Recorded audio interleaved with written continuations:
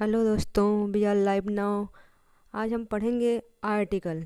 Article का use हम लोग कहाँ पे करते हैं, लेकिन आर्टिकल का यूज़ हम नाउन के साथ करते हैं। तो इसके पहले हम नाउन के बारे में जान लेते हैं, फिर हम आर्टिकल पढ़ेंगे।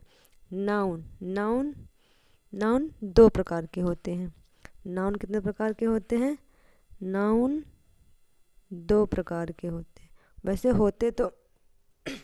होते तो 5 प्रकार के हैं, लेकिन यहाँ पे हम सिर्फ 2 के बारे में पढ़ेंगे। एक होता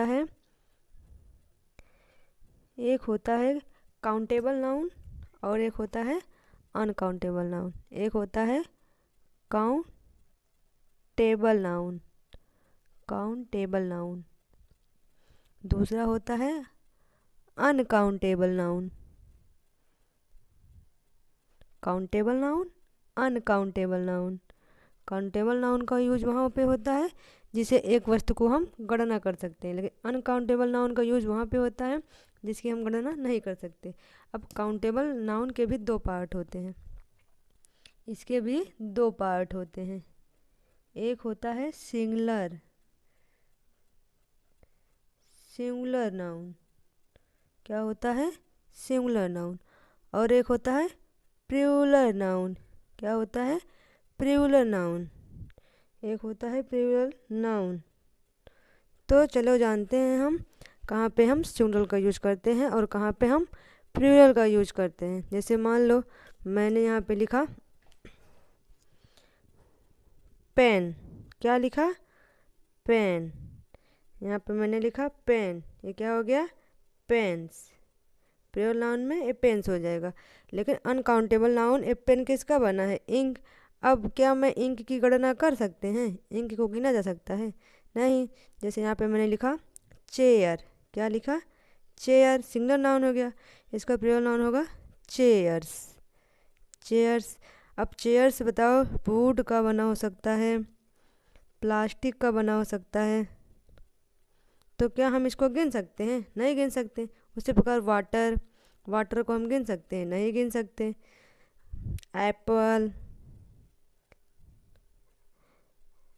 एप्पल्स।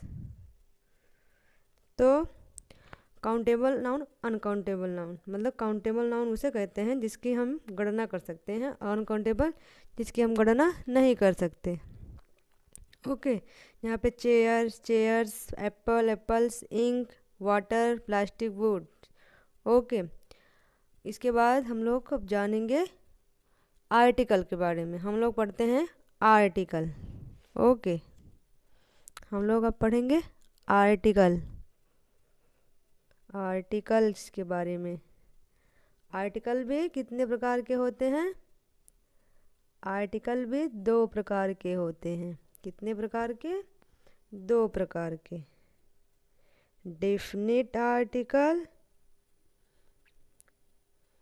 और इनडेफिनिट आर्टिकल। डेफिनिट आर्टिकल और इनडेफिनिट आर्टिकल। डेफिनिट आर्टिकल में हम ए और एन को रखते हैं। किसको रखते हैं? ए और एन को। और डेफिनिट आर्टिकल में हम सिर्फ द का यूज द को कभी कभी द पढ़ा जाता है और कभी कभी दी पढ़ा जाता है।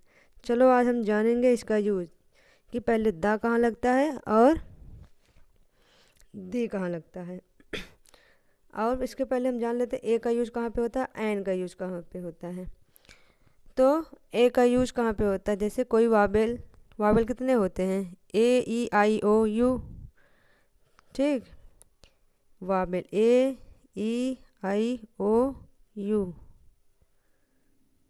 और आई।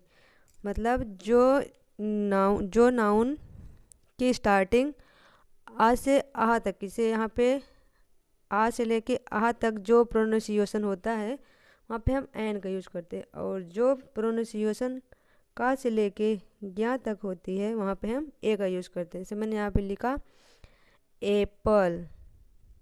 क्या लिखा? एप्पल।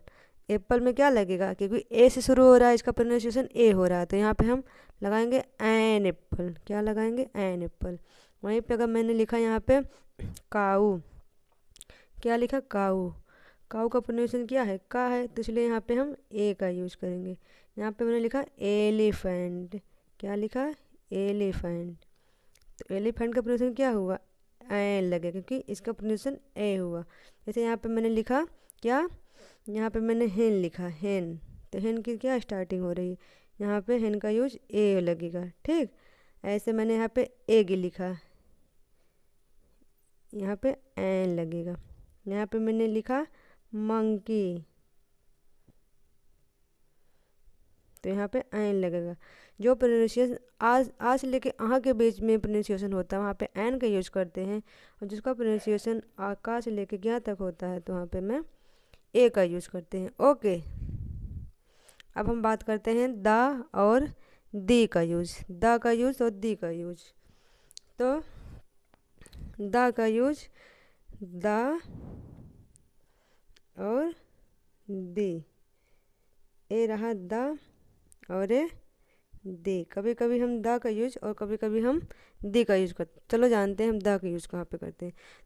दी का यूज हम वहाँ पे करते हैं जिसका प्रोनाउंसिएशन मतलब आ से लेके आहा तक होता है, जिसका प्रोनाउंसिएशन आ से लेके आहा तक होता है, और जिसका प्रोनाउंसिएशन का से लेके ज्ञा तक होता है वहाँ पे हम द का यूज करते हैं। यहाँ पे लिखा मैंने क्या, एलिफेंट लिखा, तो एलिफेंट की प्रोनाउंसिएशन क्या है, जैसे मैंने अभी यहाँ पे पढ़ा था ना ए और एन में, वही चीज़ यहाँ पे है।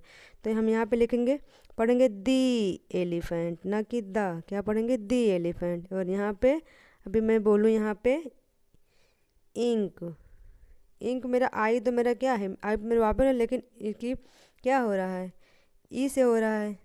ठीक, इसको हम यहाँ पे क्या लगाएंगे, द। जैसे मैंने यहाँ पे बोला एप्पल, फिर दी एप्पल। ठीक, और यहाँ पे मैंने लिखा, यहाँ पे मैंने लिख दिया क्या, रैबिट, क्या लिख दिया, रैबिट। रैबिट क्या, क्योंकि रात से शुरू होता है यहाँ पे हम दा बोलेंगे ना कि दी बोलेंगे। वैसे द उस शब्द में लगता है, द उस शब्द में लगता है, जैसे मैंने बोला I have the pen, pen, तो पेन। अब वैसे तो मैं लिख सकती थी ना, यहाँ पे मैंने लिखा आई हैव आ पेन, लेकिन यहाँ पेन है तो पेन लिख के छोड़ देंगे, लेकिन अगर मैंने यहाँ पे द लिख दिया तो इसको मैंने और डिस्क्राइब करना पड़ेगा। तो I have the pen which you gave me yesterday, which you gave me yesterday. क्योंकि अगर जिस सेंटेंस में द लगता है तो उसको हमें क्या करना पड़ता है, एक्सप्लेन करना पड़ता है, उसके बारे में बताना पड़ता है, डिफाइंड, क्योंकि वह एक निश्चित हो जाता है, तो हमें इसके बारे में बताना पड़ता है। तो आज हमने पढ़ा ए और एन और द के बारे में। ओके।